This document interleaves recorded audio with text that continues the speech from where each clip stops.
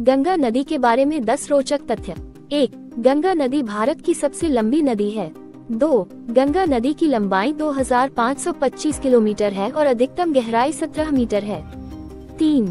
सबसे खराब सूखे मौसम में भी गंगा में पानी का बहाव तकरीबन 1400 से 1600 m3/s रहता है। 4. गंगा नदी में मछलियों की लगभग 140 प्रजातियां पाई जाती है। 5. गंगा नदी दो देशों भारत और बांग्लादेश के माध्यम से होकर गुजरती है। 6. गंगा नदी उत्तराखंड के पश्चिमी हिमालय से शुरू होती है और दक्षिण से बहती हुई उत्तर भारत से और बांग्लादेश से होकर यह नदी अंत में बंगाल में खाड़ी में जाकर मिलती है।